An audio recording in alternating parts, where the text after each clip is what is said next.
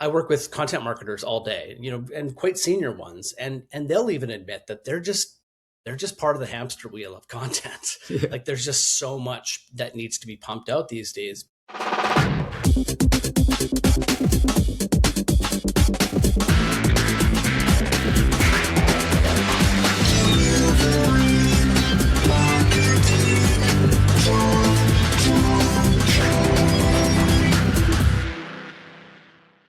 Hey there, and welcome to a brand new episode of Delivering Marketing Joy. I am your host, Kirby Hassman, and joining me today is a brand new rock star. Super excited to dive into the topic today. He's a strategic branded podcast expert, creative agency veteran, co-founder and CEO of JAR Podcast Solutions, Roger Nairn. Thanks for joining me. Thanks so much, Kirby. And it's great to hear that I'm finally a rock star after 44 years. I tell my son that I'm a rock star all the time, but he just rolls his eyes at me. Yeah, well, hey, you can show him this, and this is proof, right? You'll be able to let him know. So that's cool. So again, as we started this, I mean, you are a branded podcast expert, and so I want to ask, sort of through the lens of that. I've seen that you've said that most branded podcasts flop. So why is that, and how can we get it right? Yeah, it's a great question. So most branded podcasts flop because they're commissioned and they're developed like a campaign, sort of a quick hit, whereas they should really be thought of like an entertainment product with a reason to exist beyond just brand visibility. I mean, these days a podcast has to compete with Netflix and reading a book and playing video games, as well as all the podcasts out there. So it needs to be really well thought out. So we see this constantly all the time when a show launches with really vague goals, like just maybe it's just thought leadership or it's just awareness. There's no real defined job for the listener or job for the podcast. And then what the format is really doing for the listener or listening or watching experience. So I'll give you an example. When we created a show for Amazon called This is Small Business, the job was really clear of what the podcast needed to do. They wanted to be a support and resource for small business owners. They wanted them to be, to feel seen, capable, sort of less alone. As you know, as business owners yourself, yeah. It's a scary space. So in creating that show for them, we really wanted to feature founder stories, practical lessons, a tone that earned trust, before it really ever earned any brand, favorability. So it's really all about getting it right from the start. It's about putting the strategy in up front so that you get that long-term relationship with the listener or viewer. Yeah, I think sometimes we overlook some of the most foundational things, whether it comes to podcasting or marketing or whatever. And so I think that's a great point. And it kind of leads nicely, I think, into my next question, which is simply like, when a brand is thinking about creating a podcast, how should they think about it differently than like blogs or social media posts? Yeah. So a blog and a social media post, again, is that sort of quick hit. I know blogs have that long, do have the ability to live long after, but a lot of times it's not really treated that way. It is very much sort of, something very quick and in the moment, whereas a podcast has that long-term view around creating long-term value for the listeners. So when you think about a podcast, you're really planning out an entire season, and you're thinking about what's that long-term relationship going to look like with an audience member. Podcast asks for repeated voluntary attention over long stretches of time, which really, I think, changes the creative bar and strategic responsibility of the podcast. We did a podcast for Canada's largest bank, which is RBC. It's actually one of the world's largest banks. I think it's the 5th largest in the world right now. They wanted to commit to a consistent sort of editorial lens around innovation and the economy, rather than just talking about like products and services and what's going on in the stock market today, sort of thing. So when we did that consistently, and it's been actually almost 8 years that we've been doing the show with them, that audience consistently comes back. And we see it in the data as well. They now see it as a trusted resource that they can depend on, on a weekly basis. It's not just a simple single, LinkedIn post or an article. It really sort of becomes part of their day-to-day routine. Yeah, one of the things that I've said repeatedly whenever people ask me about podcasting, and I've been doing this for about 11 or 12 years, is I always say it's not what you can create, it's what you can recreate.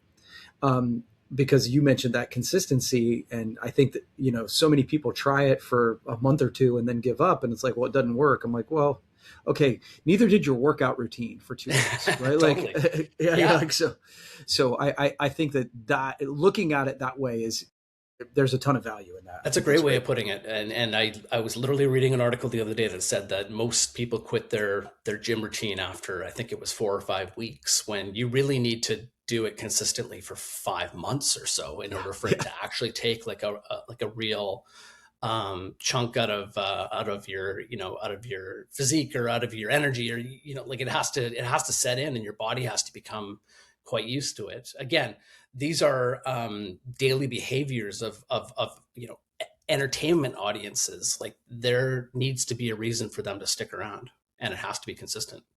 Yeah. And so the next question is completely selfish. All right. So I told you I've been doing podcasting for a long time, and repurposing content is something I know I should do, but I haven't always done. I'm getting a little better, but like, how should smart brands and me be thinking about repurposing podcast content today? I mean, I'm obviously biased, but we like to talk to our clients about treating the podcast as their primary asset within the marketing ecosystem. So it's not just raw material that's meant to be chopped up sort of indiscriminately. It really needs to sit at the center, because there's just so much that can be shedded off of it. I mean, we work with a really cool brand called Genome BC, and we develop a show for them called Nice Genes. And it's really meant to be that point of connection to the future sort of science nerds. They call them the sort of science curious audience. And when we go to plan their episodes, we think about what that long form episode is going to be. But in advance, as we're actually developing the episode, we're thinking about what those short clips are going to look like, what the classroom resources can look like that they can share with schools. How is social video going to reinforce the same idea in YouTube Shorts and Instagram and TikTok? We're not just sort of waiting until the episode is done and then sort of throwing it on the table and saying, what do we have here? I think a big mistake brands make is that they sort of atomize content into disconnected sort of fragments that really sort of dilute the meaning, of the show, instead of extending it. And if you think about it well in advance and treat it like, I mean, every podcast episode is going to shed, if you do it properly, is going to shed a transcript, for example. Well, that can then be turned into a blog post or LinkedIn posts, or, we have clients that, put some of that information in their annual reports. Again, the video content doesn't just need to live within social channels. It can also live on your website, or it can live in newsletters, or it can live in, live events. But it has to really be thought of in advance in order for it to be effective and work together in a cohesive way. Yeah, I think that's part of what, like, after it's over, then I look and go get shorts. And, I think it's funny that the answer is always be intentional. Yeah. Right. Like, about everything. Right. Like, I love that. I love it. I mean, I get it too, because again, I work with content marketers all day, and quite senior ones, and they'll even admit that they're just part of the hamster wheel of content. Yeah. Like, there's just so much that needs to be pumped out these days, because it needs to stand out in a sea of just so much other content. And so I get it. But we find that the ones that sort of take a pause and actually put some intention behind, what this content is meant to do, we see in the data, just it's so much more effective. And I'll give you, a perfect example. Like, some of our shows, And these are bi-weekly shows. These are not weekly shows. Some of these shows with brands, when we look at the data, each audience member is spending over 2 hours every month listening to their podcast, which in other words is 2 hours spent with the brand. Like there's no other channel or medium out there right now that can replicate that unless you literally lock somebody in a conference room at their against their will and force them to listen to your CEO talk for hours and hours and hours. Yeah, and you're not doing that every month. You're only going to get me one time, right? Yeah, exactly. And actually, that leads me sort of to my final question on podcasting, because I've heard you talk about ROI in terms of trust, not traffic. And Mm-hmm. so I feel like that's where you're going. So can you unpack that a little bit?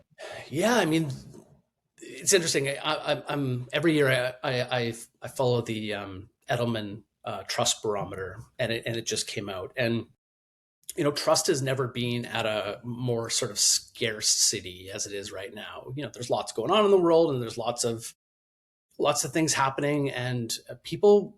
What's happening is that people are becoming more fragmented. Surprise, surprise. We're resorting into our tribes. But if you can sort of speak their language and give them high value content that sort of serves both sides and isn't just kind of one sided, they can have a lot of trust in you, and especially that goes for businesses. And so when we think about podcasts, we think about that ROI as trust, not just traffic. So traffic tells you that somebody noticed you, whereas trust tells you that they're not only spending time with you, but they're willing to spend more time with you if you keep your end of the bargain, if that makes sense. I mentioned, some of the brands we work with, we're seeing upwards of 2 hours spent with the podcast every month. That can't be replicated by impressions and clicks and sort of short form engagement. So, and I'm not saying that those things are wrong, because they do serve their purposes. I mean, there is a reason why YouTube is so popular right now when it comes to podcasts, because the discoverability aspect of it, the algorithm aspect is so important. So people are discovering podcasts, but the data is showing that they're still switching over to the audio version to listen to the full episode. They might start with the video, but and we're doing both. But so when we think about like what the possibilities are in really embracing that long form medium, when we think about ROI, we did a brand lift study for our client Amazon, and they saw a 73% lift in brand favorability among listeners. That's sort of the impact that a well-produced, well thought out show can have. That's powerful stuff. Okay, so a bonus question for you. As I mentioned to you, a big piece of what we do is branded merchandise. And so I'm curious to ask marketers like yourself, what's the best branded merchandise experience you've ever been a part of, whether it was giving or receiving? Well, the first one I'm going to say is I've got two thoughts. One is when I first started in advertising, which was way too long ago, almost 25 years ago. I was an intern and I worked for a very small agency, and for some reason they thought it'd be a good idea to make the intern in charge of business development, which okay, good, but I grasped the opportunity, and at the time I was like really thinking about how can I get in the door of some of these businesses. So the name of the agency was called Spring,